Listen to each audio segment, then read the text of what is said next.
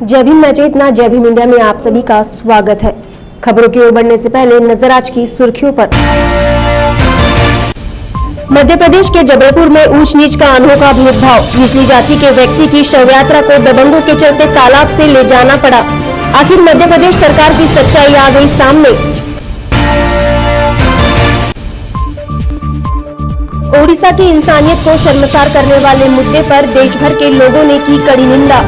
Lord Buddha ने जानी जनता की प्रतिक्रियाएं।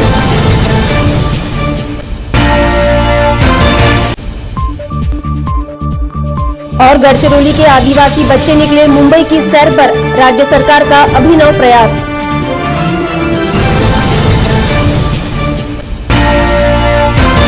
अब खबरें विस्तार से। देश में जातिगत भेदभाव और ऊंच नीच के चलते जीते जी दलित, आदिवासी, पिछड़े वर्ग के लोगों पर अन्याय होता है, लेकिन मरने के बाद भी उन्हें सुकून नहीं है। ऐसी एक खबर मध्य प्रदेश के जबलपुर से सामने आई है, जहां एक शव यात्रा को दबंगों ने अपनी जमीन से गुजरने नहीं दिया।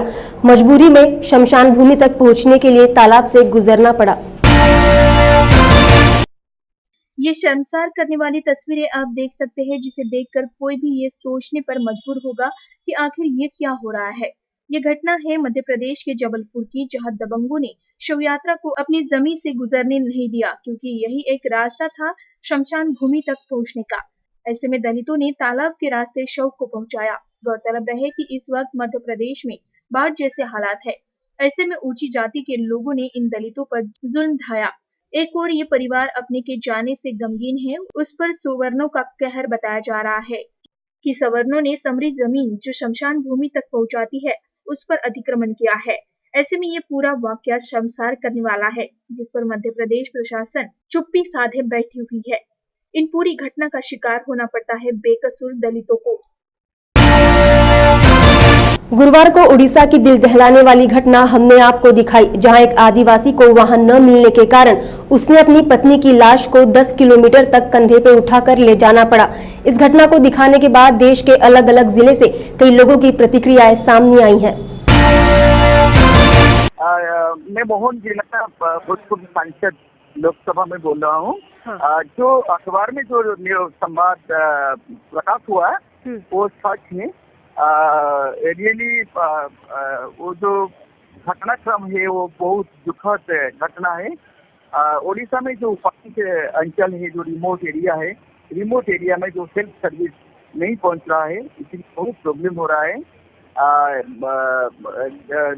जो गरीब लोग है, वो गरीब लोग का एक मरीज आया, वो मरीज देहांत हो गया, और देहांत होने के बाद वो तो गवर्नमेंट का प्रोविजन भी है, गवर्नमेंट जो स्कीम बनाया, वो एम्बुलेंस सर्विस भी, वो सब बावजूद भी वो जो बेचारा हस्बैंड वो अकेला बीवी को लेकर गया, वो इतना दूर गांव को, वो मैंने रियली वेरी पेन। 2 दिन पहले जो न्यूज़ वायरल हुई टीवी पर, और जिस न्यूज़ ने सिर्फ देश को नहीं दहलाया, तो पूरी दुनिया में इस न्यूज़ के वजह से भारत की छवि जो खराब हुई है, वो काफ़ी शर्मनाक बात है कि एक इंसान को, एक आदमी को सिर्फ पैसे ना होने की वजह से अपने पत्नी का शव तकरीबन 10 किलोमीटर तक ढो के लाना होता है।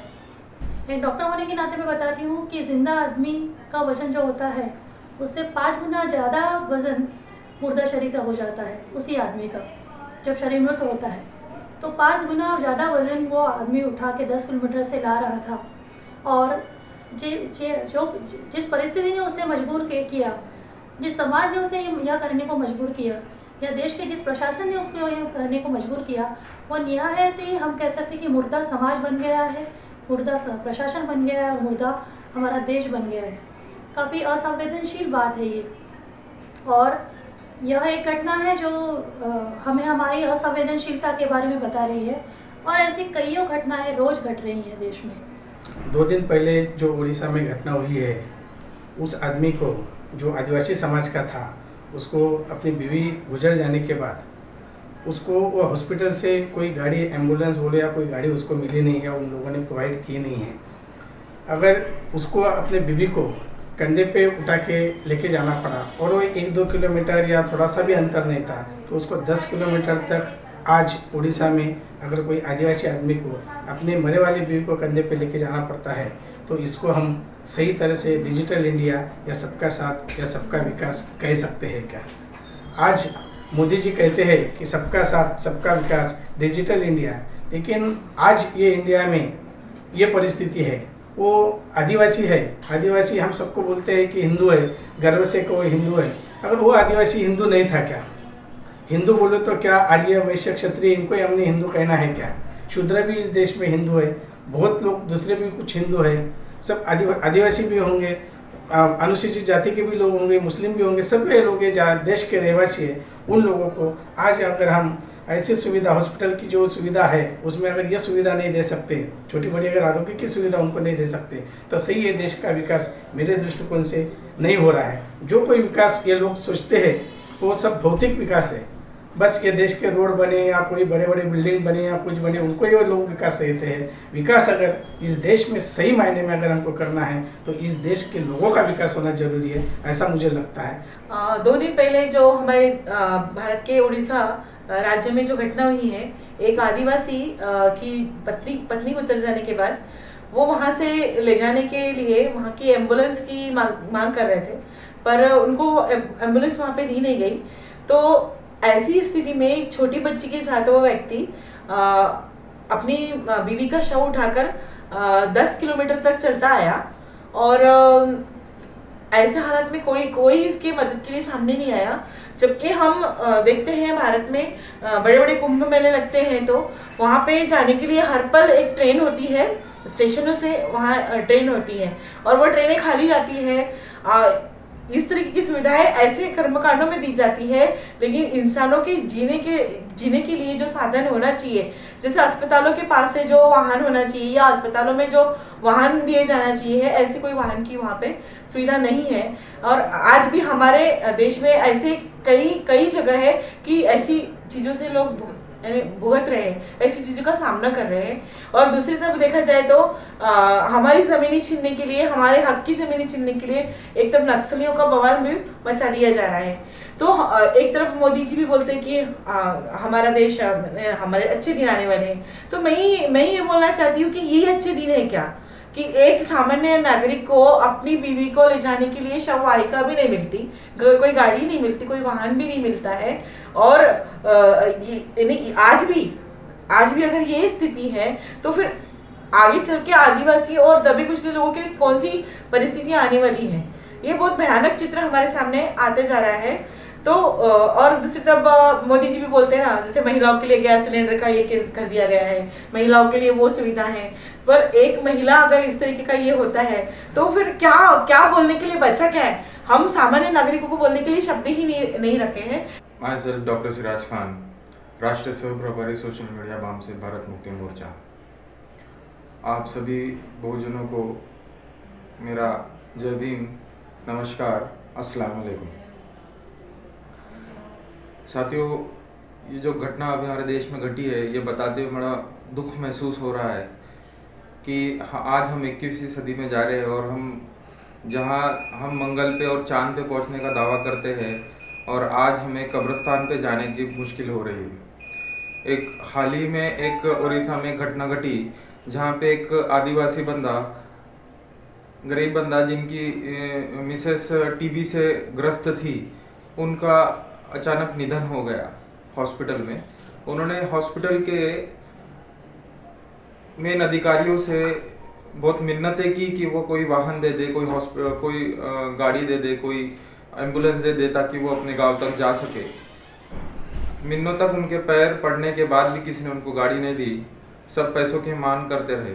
थक हार के उसने उस लाश को अपने ही एक गमछे में और एक चादर में लपेटा और अपनी छोटी सी बिटिया के साथ उस लाश को कंधे पे लेके निकल गया।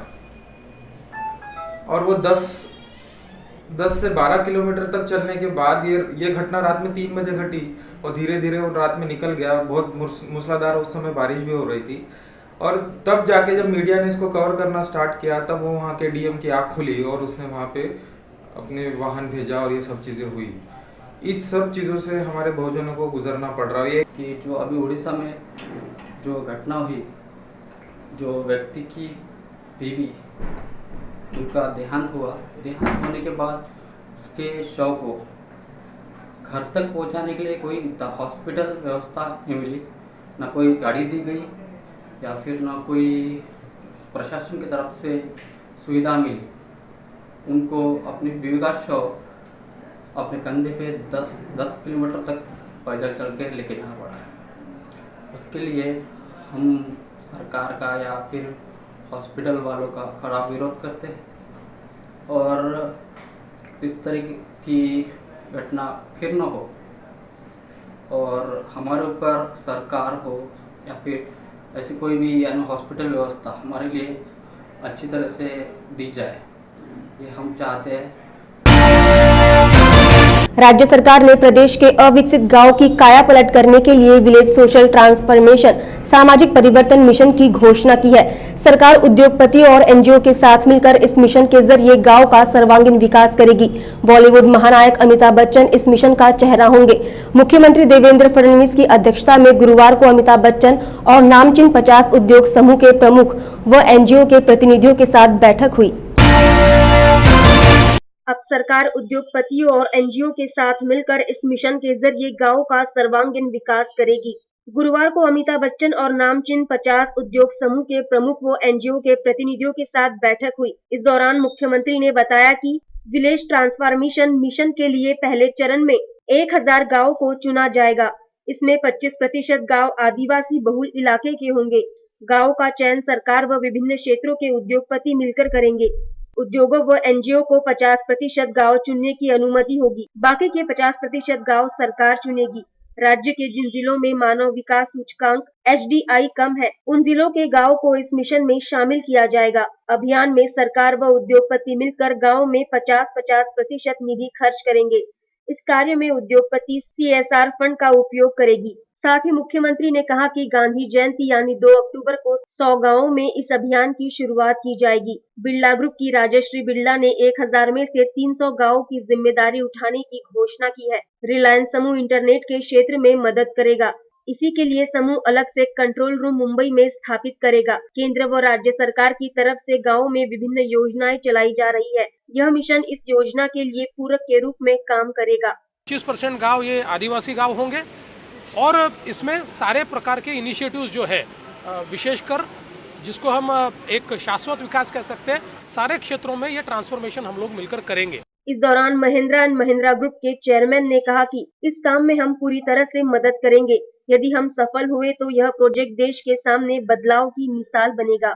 If this works, then this project is going to create a prototype not just for the rest of the villages in Maharashtra, but I would say for the country. उद्योगपति रतन टाटा ने अपनी प्रतिक्रिया व्यक्त करते हुए कहा कि टाटा ट्रस्ट को इस अभियान में शामिल होने पर खुशी है। औद्योगिकरण के बढ़ते प्रभाव के बीच हमें ऐसे बदलाव के लिए कोशिश करनी चाहिए। इससे महाराष्ट्र का चेहरा बदलेगा।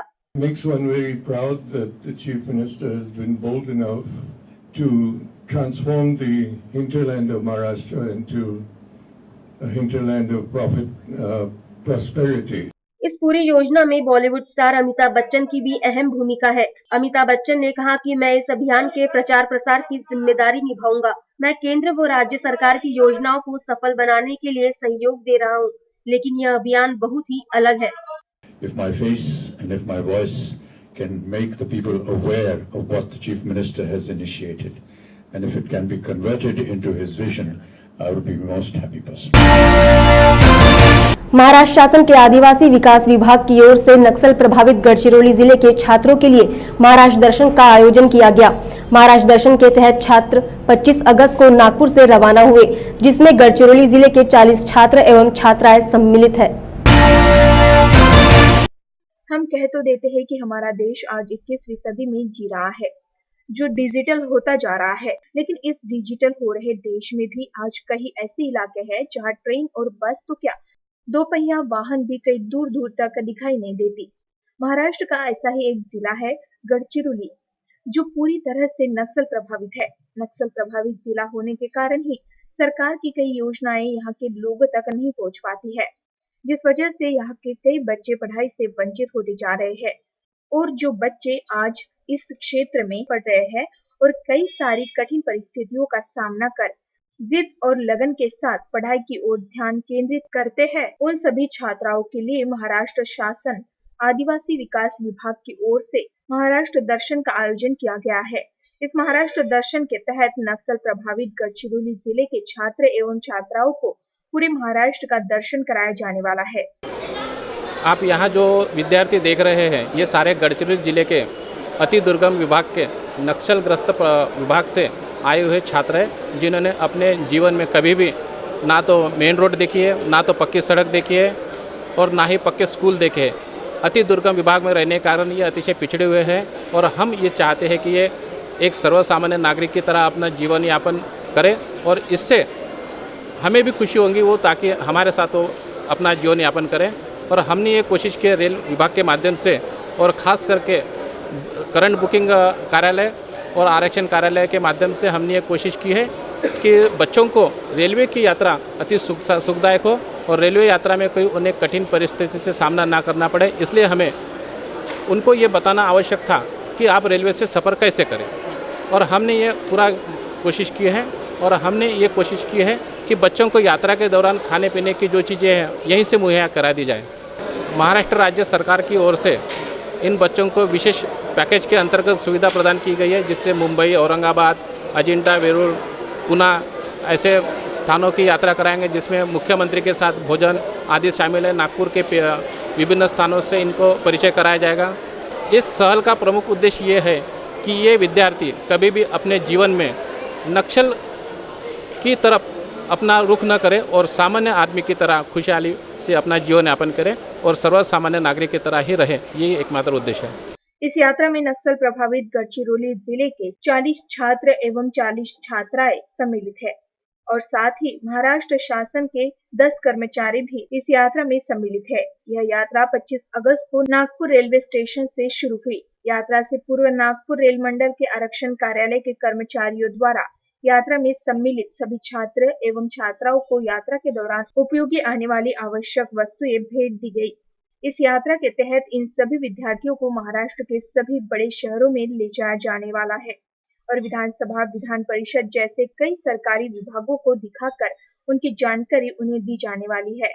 जिले में नक्सलवाद का प्रोग्राम चालू है, नक्सलवाद का है, उनको कम करने के लिए उनके जो रिलेटिव्स है और आदिवासी क्षेत्र के जो बच्चे पढ़ाई कर रहे हैं आश्रम स्कूल में, जो अभी तक जो दुनिया का कोई उनको कुछ मालूम नहीं है, वो बच्चे पढ़े लिख के उनको शहर का वातावरण कैसा होता है, शहरों में कैसे रहन सहन होती है, ये सब दिखाने के लिए हमारे गढ़चिरौली के पुलिस अधीक्षक माननीय डॉक्टर अभिनव देशमुख, इनके मार्गदर्शन में 40 लड़कियाँ 40 लड़के ऐसे करके 80 लड़कों की अभी ये 13वीं साल है।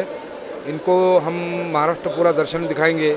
इनमें मुंबई के बाद पुणे, औरंगाबाद, भुसावल जो प्रेक्षणीय स्थल है, जो महत्व के विधान भवन, इनको गेटवे ऑफ इंडिया जैसे कि मोस्ट इम्पोर्टेंट जो भी है सब चीज़ें इनको बता के इनको कैसा कल्चर रहता शहर का ये बताना है, ताकि ये लोग अपने रिलेटिव जो अनजाने में जो जंगल में चले गए नक्सलवाद में वो सहकार्य करते उनको वो मोटिवेट करके उनका मोटिवेशन बदलेंगे, उनको थोड़ा सा मन परिवर्तन करके अपने सहज में ये मानव विकास में महत्व का योगदान रहेगा। इसलिए उनको हम दर्शन करा रहे हैं।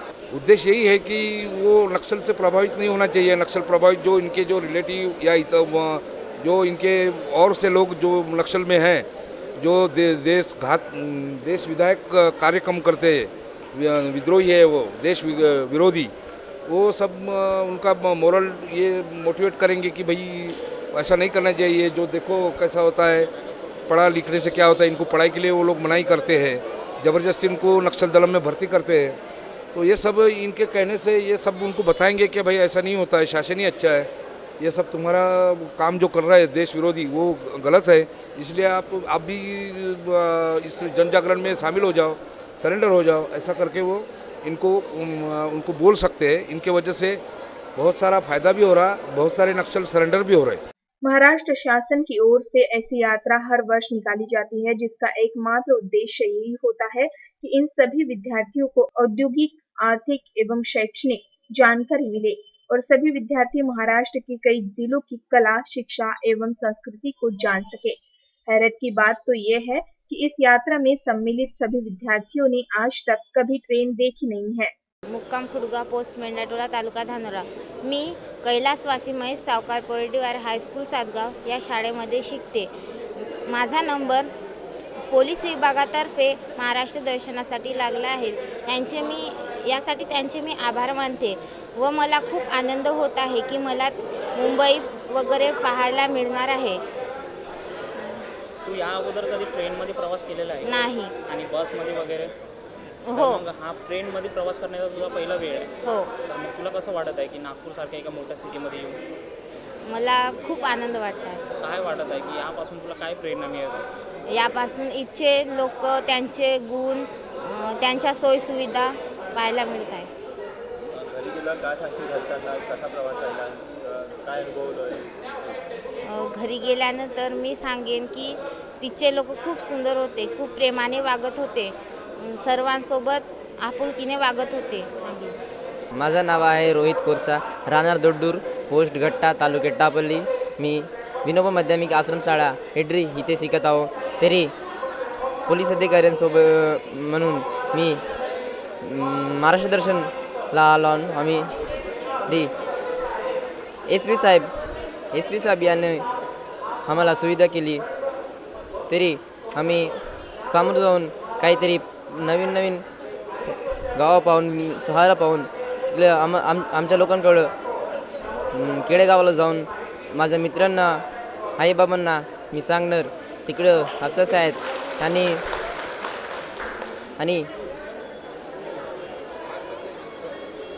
बरं तू सांग, या अगोदर तू ट्रेनमध्ये कधी प्रवास केलेला आहे का? या अगोदर मी ट्रेन वगैरे काही पाहिलो नव्हतो। या पहिल्यांदा पाहत आहो मी ट्रेन, हे नागपूर वगैरे मी पहिल्यांदा पाहत आहो। नागपूरमध्ये आल्यानंतर तुला कसं वाटतं? नागपूर आल्यानंतर मला खूप आनंदी वाटली। एवढे मोठे बिल्डिंग वगैरे पाहून, ट्रेन वगैरे पाहून, एवढे गाड्या, एवढे मोठे रोड हे पाहून मला खूप आनंदी वाटली। आता तुला नागपूरपेक्षा पण मोठ्या शहरात जायचं आणि हे सगळं काही बघायचं आहे, तर तुला काय वाटत आहे, काय फिलिंग आहे? मला खूप आनंदी वाटत आहे। मी समोर जाऊन काहीतरी पाहणार आहे। हम शहरों में रहकर आज अपने स्मार्टफोन को हाथ में पकड़े सारी दुनिया की जानकारी लेते हैं, लेकिन आज भी हमारे देश में ऐसे इलाके हैं जहां विद्यार्थी शहर तो दूर अपने गांव से बाहर भी निकल नहीं पाते। ऐसे विद्यार्थियों के लिए महाराष्ट्र शासन की ओर से एक अनोखा प्रयास किया जा रहा है। रोमियो से शादी करके इवेंट मैनेजमेंट का काम करने वाली एक युवती 7 माह में ही मौत की कगार पर पहुंच जाने की जानकारी सामने आई है। पीड़ित युवती यह शहर के वर्धमान नगर के एक निजी अस्पताल में मृत्यु की शैया पर पड़ी है।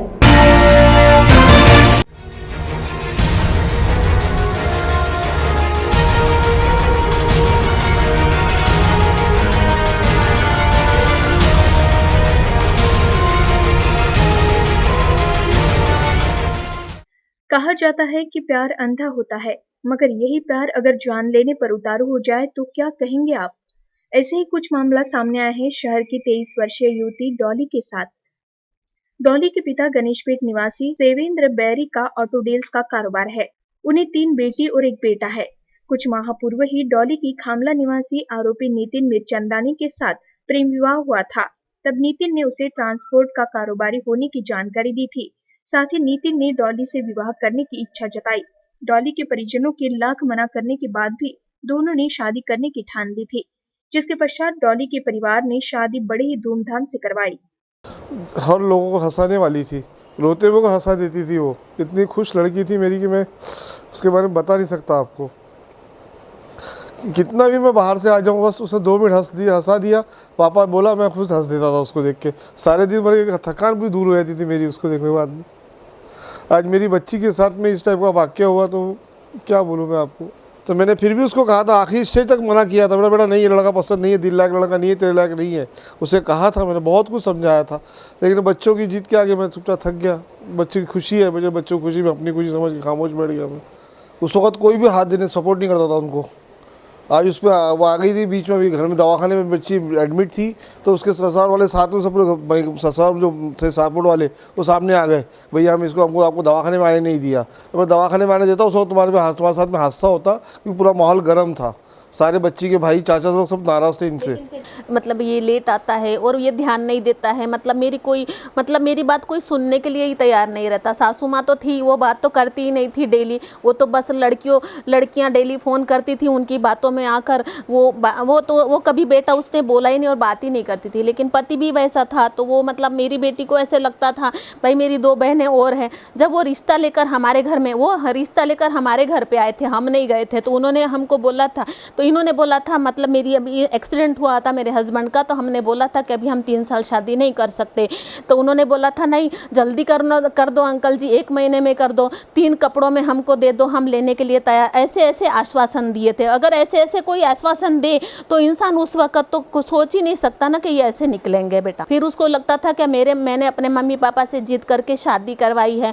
फिर अभी उसके बाद में वो कुछ ऐसे मतलब अच्छे जो मेन पॉइंट थे वो बताती नहीं थी। वो बाद में फिर हमको लेट आना, अय्याशी करना। अभी बीच में बम्बई गया था, बम्बई बोल के गया था मेरी बेटी को 1 दिन के लिए, और गया गोवा था, 3 दिन नहीं आया था। 3 दिन मेरी बेटी वहाँ अकेली थी। लेकिन फिर उसके बाद में मेरी बेटी को बाहर से पता चला था ये गोवा गया था करके, मतलब तो उसको बाद में धीरे धीरे पता चला, तो वो भी हमको बहुत सारी बातें नहीं बताती थी। उसको लगता था मेरी 2 बहनें और हैं, मेरे अकेले पापा कमाने वाले हैं, मेरा भाई छोटा है, तो उसके मन में ये मतलब उसको लगता था कि मुझे दुनिया क्या बोलेगी। मैंने लव मैरिज किया है, तो उसको ये पता नहीं, ये उसके अंदर के अंदर ये खाता था क्या, मतलब ये अंदर सोच उसको आती थी कि मेरे पापा क्या करेंगे, मेरे 2 बहनों की भी और शादी करनी है, मतलब उनके ऊपर रिस्पॉन्सिबिलिटी बहुत है। घर भी मतलब हमारा रेंट का है, उनको घर भी हमारा, हमने सोचा था अभी शादी के बाद में हम अपना खुद का घर लेंगे, उनके ऊपर बहुत जिम्मेदारी है। तो ये सोचकर मेरी बेटी अंदर के अंदर घुटती रही।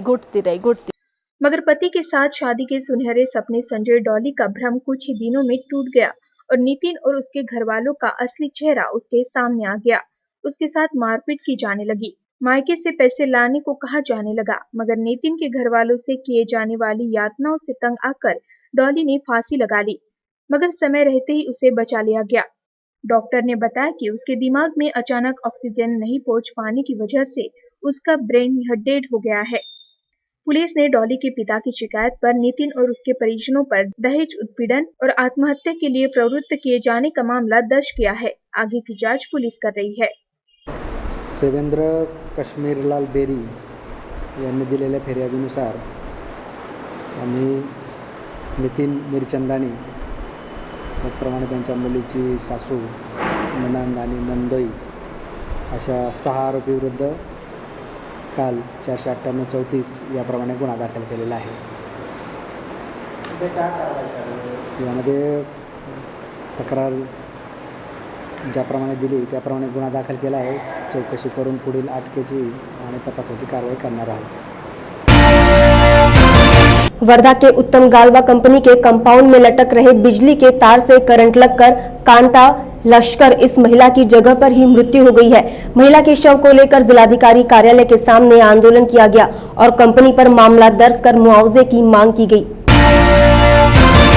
उत्तम ग्वाला कंपनी के कंपाउंड के बाहरी और खुले में रही वायर के करंट लगकर महिला की मौत होने के बाद ग्वाला कंपनी ने किसी तरह की सहायता नहीं की। ऐसे में महिला के परिजनों ने जिलाधिकारी कार्यालय के सामने ऑटो में शव को डालकर अपनी मांगे रखी और बहुत समय तक जिलाधिकारी कार्यालय के सामने डटे रहे, जिससे तनाव की स्थिति बनी रही। ऐसे में दंगल नियंत्रण पथक के जवानों ने स्थिति को नियंत्रित किया और जिलाधिकारी से चर्चा के बाद आंदोलन पीछे लिया गया। मृतक महिला के परिजनों ने ग्वाला कंपनी पर मामला दर्ज कर मुआवजे की मांग की है।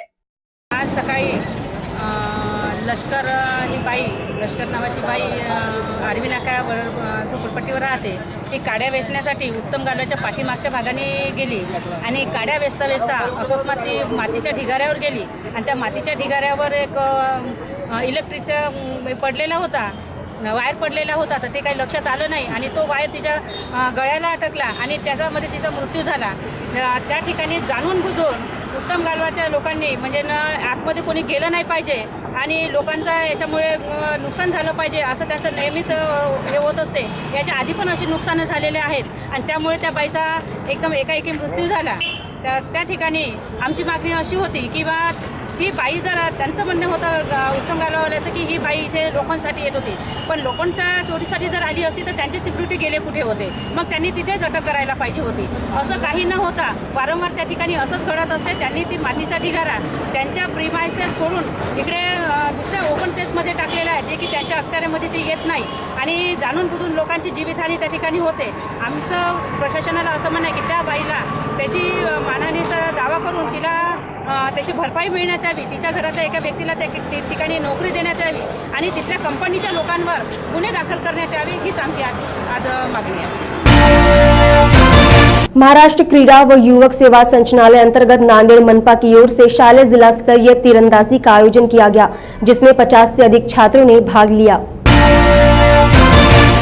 जिला स्तर पर छात्रों को खेल से परिचित कराने और क्रीड़ा क्षेत्र में अच्छी सहभागिता दर्शाने के लिए महाराष्ट्र क्रीड़ा व युवक सेवा संचालनालय अंतर्गत नांदेड़ मनपा की ओर से शालेय जिला स्तरीय तीरंदाजी का आयोजन किया गया, जिसका उद्घाटन जिजाऊ ब्रिगेड की रेखाताई पाटिल के हाथों हुआ। प्राचार्य सीएम चौधरी इनके अध्यक्षता में कार्यक्रम आयोजित हुआ, जहां छात्रों के साथ शिक्षिकाओं को भी तीरंदाजी सिखाई गई।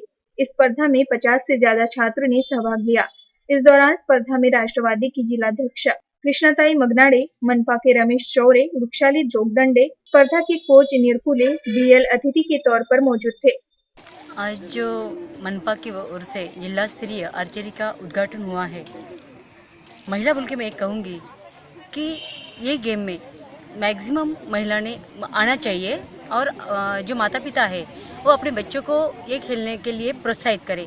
आज आर्चरी में अब ऑल इंडिया जो इंडिया का स्थान है सेकंड है, और जो अगर समझो गवर्नमेंट ने भी और मनपा सब ने इसको अगर एक खेल को बढ़ावा दिया तो हो सकता है कि भारत इसमें नंबर 1 में आ जाए। और ठीक है, ये रियो ओलंपिक इसमें मेडल नहीं मिला है, लेकिन वर्ल्ड रैंकिंग तो सेकंड हुआ है। ये बहुत अपने भारतीय लोगों के लिए अच्छी बात है, गौरवास्पद बात है। ये जो शालेय स्पर्धा होती है सर, इसमें खिलाड़ियों को अपना गुणांकन दिखाने का एक अच्छा मौका होता है। इसमें से ये खिलाड़ी विभाग और राज्य और उसके बाद राष्ट्रीय स्पर्धा में खेलते हैं, और जो ओलंपिक में खिलाड़ी जाते हैं वो हम लोग को यहीं से मिलते हैं ग्राउंड लेवल से। तो ज़्यादा से ज़्यादा पेरेंट्स ने इनको प्रोत्साहन देना चाहिए।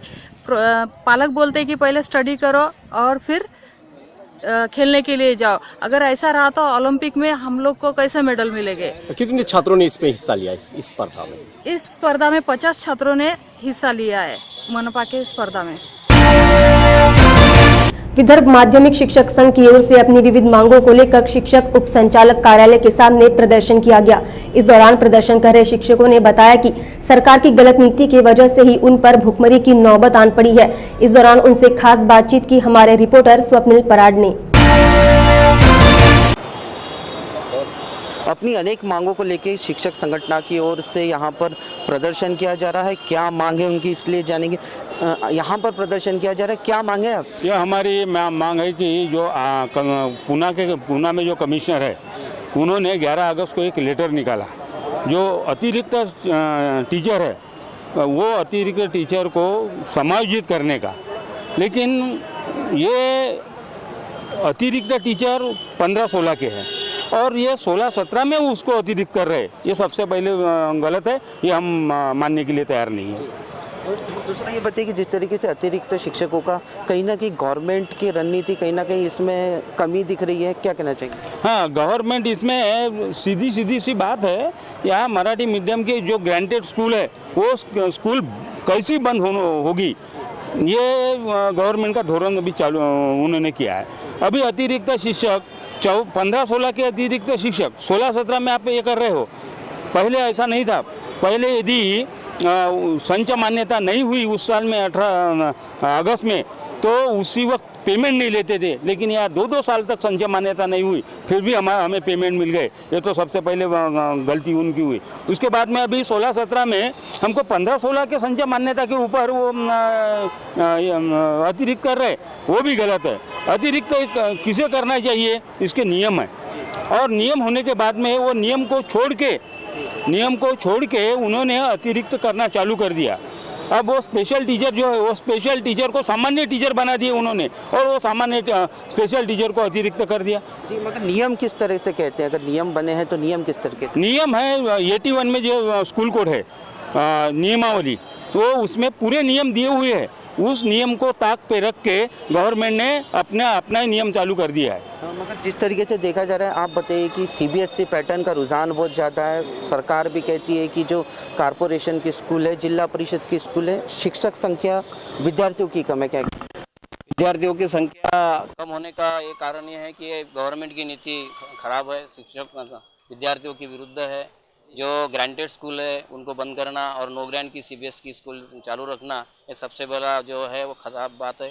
और उसमें मराठी भाषा बोल रहे हैं, गवर्नमेंट मराठी भाषा, मराठी भाषिक शिक्षकों स्टूडेंट के लिए हम काम कर रहे हैं, लेकिन वो काम नहीं हो रहा, वो उनको धकेला जा रहा है सीबीएसई की तरफ।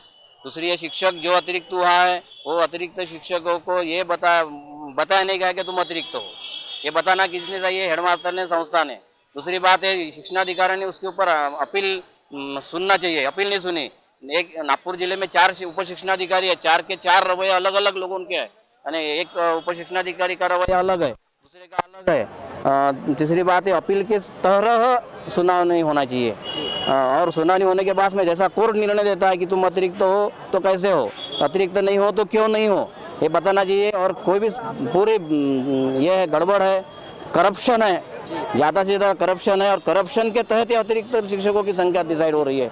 और स्टॉपिंग सर ने बताया, स्टॉपिंग 2016-17 का हुआ ही नहीं है। 15-16 के शिक्षक 16-17 में कैसे घुसा रहे? स्पेशल टीचर है उनको तो कहीं रही नहीं, इधर भी नहीं रहा, उधर भी नहीं रहा। आरटी के अंदर स्पेशल टीचर का रवैया अलग है, उनको फुल टाइम बताना चाहिए, अलग से देना चाहिए। तो 250 को एक फिजिकल टीचर है, वो उसको ख़त्म कर रहे क्या? उसको बताना चाहिए। जो टीचर्स जिसकी क्वालिफिकेशन अभी एक्वार्ड की, उसने ग्रेजुएशन किया, उसको मिडिल स्कूल में बताया। बहुत सारे टीचर्स ऐसे हैं कि जो MSc BEd है, 1 to 4th में उनको ये किया बताया गया। ये सब लोगों को सुन के फिर से अतिरिक्त शिक्षक संघ के लोगों के, और जो क्राइटेरिया है स्कूल का, टीचर्स के इसका प्रमाण का, वो बदलना चाहिए, आरटी के तहत बदलना चाहिए। और आरटी के तहत बदलने से कोई शिक्षक अतिरिक्त नहीं होता। और जब ये मराठी मीडियम की स्कूल है, वो मराठी मीडियम की स्कूल, हिंदी मीडियम की स्कूल, उर्दू मीडियम की स्कूल, इसको बचाने के लिए शासन ने अपना उदार धोरण रखना चाहिए, और करप्शन जो है शिक्षा विभाग में बंद होना चाहिए। करप्शन की बात हो रही है, बदलाव की बात हो रही है, कब तक का बदलाव आएगा? किस तरह की मांगे रहेगी आपकी, और सरकार को किसी तरह की डेडलाइन देंगे आप? हाँ, डेडलाइन सरकार को यही है कि जो मान्यता अभी संचय मान्यता हुई है वो सरासर गलत है। यदि उनने आरटी की तरह यदि संचय मान्यता की तो वो हो सकता है, हम अफसर हो सकते हैं, लेकिन गवर्नमेंट ने ऐसा नहीं किया है, क्योंकि यहाँ सब करप्शन चल रहा है, भ्रष्टाचार चल रहा है। और वो भ्रष्टाचार हम नहीं होने देंगे, इसके लिए चाहे कुछ भी हो जाए, हमारी संगठन चुप नहीं बैठेंगी। इतना ही नहीं तो यदि ये धरना और इससे नहीं ये हुए तो हम आमरण उपोषण के ऊपर ही बैठेंगे, लेकिन हमारे टीचर के ऊपर कोई आँच नहीं आना चाहिए। और नहीं आती है, यदि आरटी का सही यदि आपने रूल्स फॉलो किए तो कोई टीचर एक्सेस नहीं होता। मगर क्या वजह लगती है आपको कि सरकार गंभीर नहीं है आपकी मांगों को लेके, या फिर आपकी मांगों को गंभीरता से नहीं ले रही है? सीधा सीधा मैंने पहले ही बता दिया आपको कि इनको ग्रांट की स्कूल चलाना उनके जान पे आ रहा है। ग्रांट की स्कूल को किस तरह बंद होंगी, इसीलिए उन्होंने सीबीएसई जो निकाला, उसके बाद में स्वयं अर्थ सहाय्य स्कूल निकाले। जो तुम कोई व्यापारी धंधा करता है उस तरह धंधा स्कूल का धंधा लगाया, वहाँ पे गवर्नमेंट को उसका कोई खर्चा नहीं है। ये खर्चा गवर्नमेंट बचाना चाहती है। क्यों बचाना चाहती है? क्यों विद्यार्थियों का फायदा नहीं होना चाहिए। आपने यदि जिम्मेदारी ली है कि 1 से 14 साल के बच्चों को पढ़ना अनिवार्य है, शाला बाह्य विद्यार्थी को अपन स्कूल में लाओ बोलते, लेकिन ये जिम्मेदारी नहीं है उनकी। फिर ये टीचर लोगों को अतिरिक्त करके हमारी इसमें बॉल मचा देना, हम ये मान्य नहीं करते।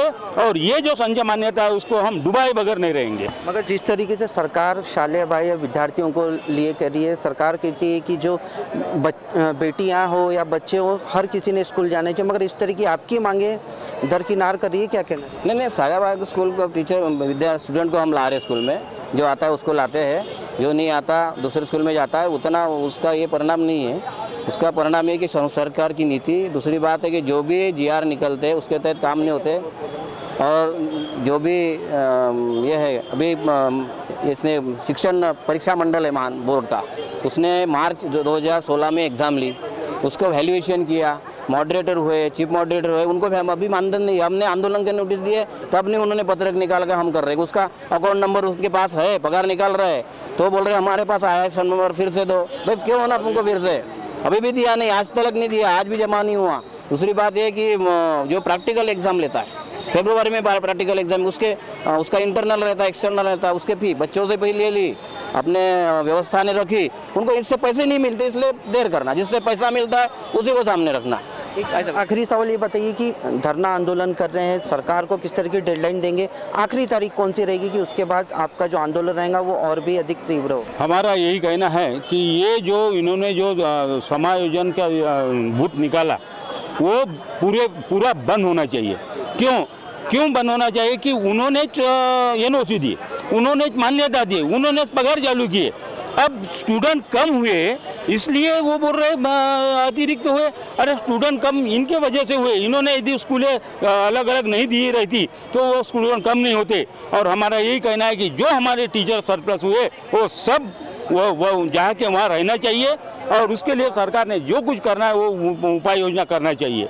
धन्यवाद। तो ये थे तमाम शिक्षक जिन साफ तौर पर कहती है कि कहीं ना कहीं सरकार की जो नीति है उसमें कमी है। कैमरा पर्सन मयूर के साथ स्वप्निल पराट, विदर्भ टीवी, नागपुर। गुना के दापोड़ी के अशोक गृह निर्माण मागासवर्गीय सह संस्था की ओर से छत्रपति शिवाजी महाराज, डॉक्टर आम्बेडकर, महात्मा फुले और लोक शायर अन्ना भाऊ साठे इनकी जयंती संयुक्त रूप से मनाई गई। इस उपलक्ष्य में संस्था के सभासदों को उनके कार्यों के लिए सम्मानित किया गया। अशोक गृह निर्माण मागासवर्गीय संस्था का निर्माण मागासवर्गीय लोगों ने अपना घर देने के उद्देश्य से किया है, जिसके तहत गृह निर्माण में दलित, आदिवासी और मागासवर्गीय लोगों से जुड़े कई कार्य और सामाजिक उपक्रम चलाए जाते हैं और इसी के अंतर्गत महापुरुषों की जयंती संयुक्त रूप से मनाई गई और संस्था के सभासद जिन्होंने गृह निर्माण में मदद की उनके कार्यों के लिए उन्हें सम्मानित किया गया। जी आमची संस्था आहे अशोका गृह निर्माण संस्था मागासवर्गीय दापोडी या ठिकाणी 1949 साली आम्ही स्थापन केली आणि शासनाकडे त्या टायमाला डॉक्टर वारा सेरेकर म्हणून महसूल मंत्री होते, त्यांच्याकडे अर्ज माननीय आमदार रामभाऊ मोजे त्या टायमाला आमदार होते, त्यांच्या पत्रावरून आम्ही संपूर्ण कारवाई सुरू केली। ती कारवाई सुरू करत असताना महसूल मंत्र्यांनी ही जागा देण्याचं मान्य केल्याच्या नंतर 1992ला दापोडीची जागा ही म्हाडाच्या ताब्यात आम्ही आणून शासनाच्या ताब्यात दिली। शासनाच्या ताब्यात दिल्याच्या नंतर मागासवर्गातला जो झोपडपट्टीतला रहिवासी असेल किंवा जो रस्त्यावर फुटपाथवर राहणारा असेल पण त्याचं स्वतःचं घर, हक्काचं घर असावं अशा लोकांना घर देण्यासाठी आमची संस्था आम्ही निर्माण केली आणि आज आम्ही ते बऱ्याच त्याच्यात आम्हाला अडचणी आल्या, कोर्ट कचेऱ्या झाल्या। 1992ला सुद्धा जागा मालकांनी स्थगिती आणली, पैसे भरायचे आदेश दिले असताना सुद्धा म्हाडाने 52 लाख रुपये ती 2003ला आमची स्थगिती काढा मला 1992ला त्यांनी स्थगिती दिलेली 2003ला हिमलताई मुरुडांनी ती उठवली। म्हणजे अशा परिस्थितीत आम्हाला किती अडचणी आणि या ठिकाणी मागासवर्गीयांची सोसायटी होऊ नये म्हणजे जातीवादी बी काय त्यात लोक असतील किंवा अन्य कुणी मंडळी राजकीय असतील त्यांनी त्याचा या ठिकाणी संस्था होऊ नये म्हणून पुरेपूर प्रयत्न केला, पण ते संपूर्ण आम्ही हाणून पाडून माननीय दिलीपभाऊ कांबळे यांच्या नेतृत्वाखाली आणि डॉक्टर रणजित पाटलांनी आमचे जे आरक्षण होते ते संपूर्ण उठवले, त्याबद्दल त्यांचं पहिल्यांदा मी स्वागत करतो व आमच्या संस्थेच्या वतीने त्यांचं धन्यवाद म्हणतो। ट्रेन में यात्रा कर रहे यात्रियों का सामान लूटने और नींद में चेन स्नेचिंग कर गहने लूटने वाले एक अंतर्राज्यीय गिरोह को गुरुवार को डीबी स्कॉट ने धर दबोचा। पकड़े गए 5 आरोपी पंजाब और बिहार के हैं। ये ट्रेन में सामान चोरी करने के आदी है। ये यात्रियों के चेन, अंगूठी बड़ी सफाई से उड़ा ले जाते हैं। इस गिरोह के पास 1,93,000 का माल जब्त किया गया, साथ ही कई जेवरात भी पाए गए। बिहार से कपिल यादव, मुन्ना यादव, अरविंद प्रसाद, विजय जायसवाल और पंजाब से अजय चावला, इन अपराधियों को डीबी स्कॉट ने गिरफ्तार किया है। ये आज तारीख 25/7/2016 को ट्रेन कोरबा त्रिवेंद्रम एक्सप्रेस में जो कोरबा से लेके त्रिवेंद्रम तक चलती है उसमें चैन कटिंग करके 2 बैग चोरी हुई है। उसके फिरियादी यहाँ फिरियाद दे के चले गए। जो रायपुर निवासी कृष्णकांत शर्मा अपने पत्नी के साथ में, न्यू कपल है वो, उसके साथ में तिरुपति दर्शन के लिए जा रहे थे। और दूसरे जो थे भिलाई निवासी स्वामी कन्नू पेरिया स्वामी, ये जो थे ये भिलाई से चेन्नई जा रहे थे, त्रिवेंद्रम। तो रास्ते में इनका बैग नागपुर रेलवे स्टेशन पर जैसी गाड़ी आती है वैसी चेन कटिंग करके ये अभी जो पकड़े गए हैं ऐसे 5 अपराधियों ने चोर कर लेके गए हैं। उसमें से दोनों बैग हमारे पास में जब्ती हुई है और उसमें करीबन 2 लाख रुपए का माल हमारे पास में बरामद हुआ है। ये जो गैंग है ये बिहार से प्रॉपरली ये करती है, बिलोंग करती है।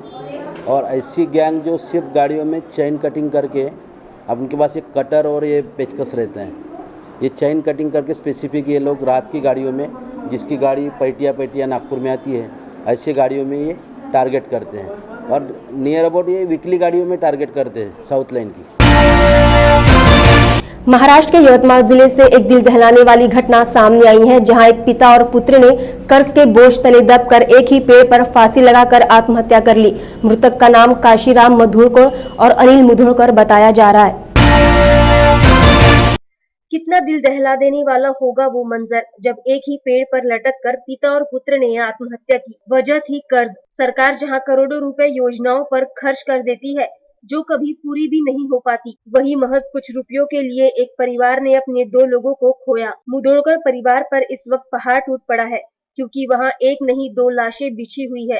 लगातार 3 साल से फसल बेकार हो रही थी। साथ ही बेटे की तबीयत खराब होने के कारण कर्ज का बोझ बढ़ते चला गया और इसी वजह से पिता और पुत्र ने आत्महत्या कर ली। गौरतलब रहे कि इस साल यवतमाल में 139 किसानों ने खुदकुशी की है। वामन दादा कर्डक की 54वीं जयंती के उपलक्ष्य में परभनी में कार्यक्रम का आयोजन किया गया। इस दौरान प्रख्यात गायक कवि प्रताप सिंह बोदड़े इनके गीतों का कार्यक्रम आयोजित किया गया। महाकवि वामन दादा कर्डक की जयंती के उपलक्ष्य में परभनी में कार्यक्रम आयोजित किया गया, जिसमें वामन दादा को अभिवादन करते हुए गीतों का कार्यक्रम आयोजित किया गया। प्रताप सिंह बोधड़ ने गीतों का कार्यक्रम पेश किया, वही कुछ गणमान्यों ने विचार रखे। मैं वामन दादा कर्डक के जयंती के मौके पर परभनी वालों को दिल से धन्यवाद देता हूं कि ये जो परिक्रमा शुरू हुई है वामन दादा कर्डक की जयंती शुरू, यानी बड़े उत्साहपूर्वक बनाना, ये बड़ी अच्छी बात है कि वामन दादा की बहुत एहसान है ये समाज की जागृति के लिए। और उन्होंने जो मुझे मार्ग दिया उसी मार्ग से मैं चल रहा हूँ और कोशिश कर रहा हूँ और ये मनाना चाहिए। ये मेरा दिल से धन्यवाद देता हूँ और ख़ास तौर पर लॉर्ड बुद्धा को भी धन्यवाद देता हूँ कि वामन दादा की 54वीं जयंती के अवसर पर उन्होंने ये जो एक हर डिस्ट्रिक्ट में 30-30, 25-25 गायकों को गवा रहे, नए गायक सामने आ रहे, तो इनके लिए, इस बात के लिए मैं लॉर्ड बुद्धा टीवी को भी धन्यवाद देता हूँ। कलाकारों ने निस्वार्थ दिल से अपनी सेवा करना चाहिए। समाज की जो औकात है उस औकात के मुताबिक जो समाज दे सकता है वो लेना है और गाना है, संदेश देना है, जो वामन दादा ने किया है। इसका मतलब ये नहीं कि भूखा रह करके समाज देता है, बराबर देता है, मगर इतना ही पैसा लूँगा तभी आऊँगा, ये गलत है। जो समाज के औकात के मुताबिक काम करना चाहिए। जो वामन दादा ने किया उसके अनुसार हम लोग करने की कोशिश कर रहे हैं और अन्य गायकों ने भी इस तरह से करना चाहिए। नहीं तो आजकल का गायक 80,000 लूँगा, 50,000 लूँगा, 60,000, ये औकात समाज की आज तक तो नहीं है। जो देता है वो ले लो और काम करते रहो।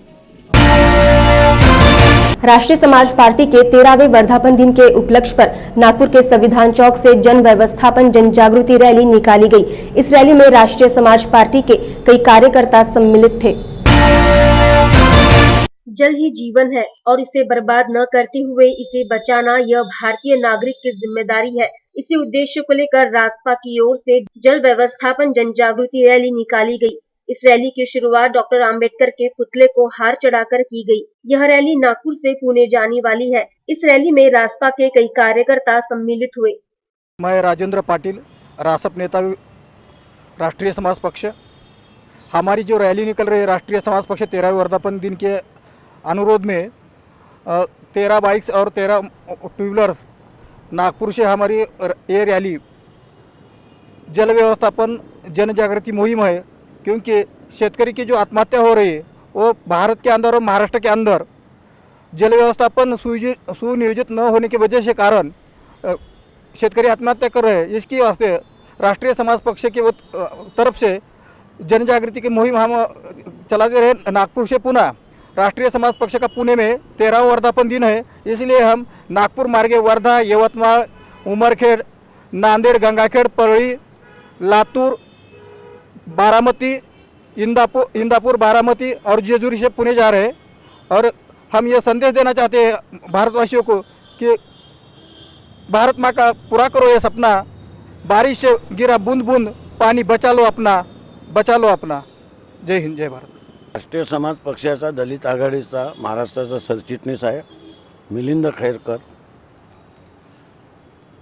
राष्ट्रीय समाज पक्षाच्या 13व्या वर्धापन दिनानिमित्त पुणे येथे दिनांक 29 ऑगस्टला मोठा वर्धापन दिन लाखोच्या संख्येने साजरा होत आहे।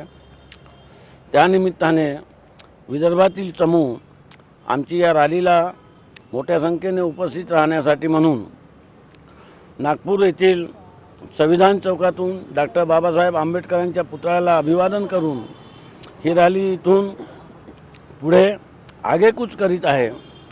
या रॅलीला एक जलव्यवस्थापन रॅली म्हणून नाव देण्यात आलेलं आहे। विदर्भातील आणि उर्वरित महाराष्ट्रातील पाण्याची भीषण समस्या लक्षात घेता आम्ही या रॅलीचं आयोजन केलेलं आहे। जलव्यवस्थापन रॅली या अर्थाने इथे आम्ही संपूर्ण महाराष्ट्रभर 40,000 पत्रकं गावागावात आणि शहराच्या स्तरावर वितरित करून आणि प्रत्येक तालुक्यात, जिल्ह्यात, शहर लेवलवर आम्ही काही पोस्टर्स चिपकवून जलव्यवस्थापनाचे धडे पक्षाच्या तर्फे कसे देण्यात येतील आणि जल कसं वाचवता येईल याचं जनमानसात उद्बोधन करणार आहोत। आणि या उद्बोधनातून महाराष्ट्र हा टँकरमुक्त व्हावा, महाराष्ट्र हा पाण्यापासून वंचित न राहावा यासाठी आमचा हा प्रयत्न आहे। एक निमित्त होतं की आम्ही राष्ट्रीय समाज पक्षाच्या वर्धापन दिनानिमित्त काहीतरी संदेश घेऊन जावा, महाराष्ट्रभर संदेश घेऊन जावा म्हणून या रॅलीचं आयोजन केलेलं आहे। परभनी जिले के पाथरी तहसील में परिवर्तन विकास मित्र मंडल की ओर से मागासवर्गीय छात्रों को सामाजिक न्याय विभाग की ओर से छात्रावास के निर्माण की मांग को लेकर पूर्व राज्य मंत्री फौजिया खान ने आमरण अनशन किया। पाथरी तहसील में मागास वर्गीय छात्रों के लिए छात्रावास न होने से छात्र शिक्षा से वंचित है। रहने की सुविधा न होने के कारण यहाँ के छात्रों को नुकसान हो रहा है और इन्हीं मांगों को लेकर परिवर्तन विकास महामंडल की ओर से आमरण अनशन किया गया। इस दौरान पूर्व मंत्री फौजिया खान और उनके पदाधिकारी भी मौजूद थे। तहसीलदार वासुदेव शिंदे इन्हें ज्ञापन दिया और सामाजिक न्याय विभाग की ओर से छात्रावास निर्माण की मांग की गई।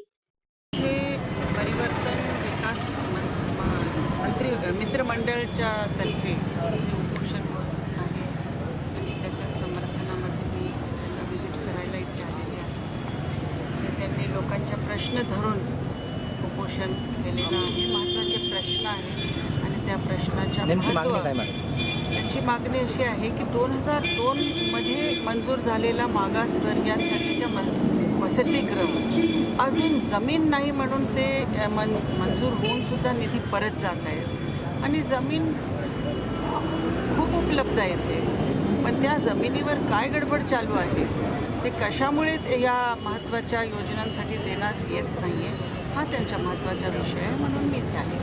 मॅडम, सर्वात मोठा प्रश्न असा आहे की तुम्ही एक राष्ट्रीय लेवलचे तुम्ही कार्यकर्ता आणि तुमच्याकडे फार मोठा तुमच्याकडे पद आहे, यासाठी तुमचा काय प्रयत्न असेल?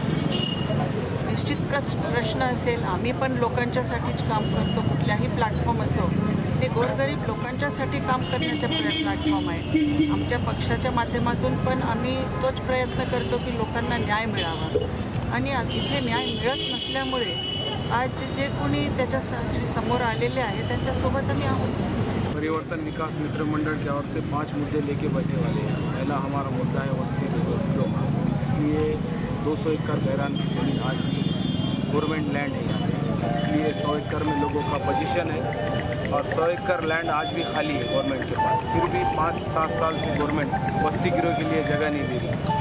और दूसरा मुद्दा ये है क्रीड़ा संकुल 6 साल हो गए मंजूर होकर बाद। क्रीड़ा संकुल के भी 6 करोड़ रुपए आके 6 साल हो गए, निधि वापस जा रहा, पर अभी तक यहाँ पे क्रीड़ा संकुल के लिए भी शासन ने जगह नहीं दी और नगर पालिका ने भी इसमें कुछ पाठ पुरावा नहीं करी, इसलिए हम इसके वास्ते उपोषण के बैठे वाले हैं। और तीसरा मुद्दा ये है हमारा भीमनगर, गौतम नगर, इंदिरा नगर, राज कॉलोनी, इनके जो पीटीआर में सरकारी बोल के पीटीआर में नाम आता है। हमारा ये बोलना है कि माल के खाने में उनके नाम लगाओ और रेगुलाइज करके उनके माल के खाने में नाम लगाओ। ये तीसरा मुद्दा है हमारा। चौथा मुद्दा है बाबा साहेब अम्बेडकर हॉल पीछे, जिसकी अवस्था बहुत बुरी हो चुकी है। वहाँ पर सब टूट चुका है वसति गृह, और वहाँ पे हमारा बोलना है कि होए बाबा साहेब अम्बेडकर का हॉल बना के एक पार्टी में वो करो, नए से नया दुरुस्त करो। हमारी मुद्दे हैं, मुद्दे के वास्ते लाक्षणिक उपोषण कर रहे हैं। इसलिए हमने मैडम को मांग ली करो हमारे उपोषण में आप आके हम आपको सपोर्ट करो, परिवर्तन विकास मंडल को। आज की जय भीम मीडिया में फिलहाल इतना ही। फिर होगी मुलाकात। जय भीम।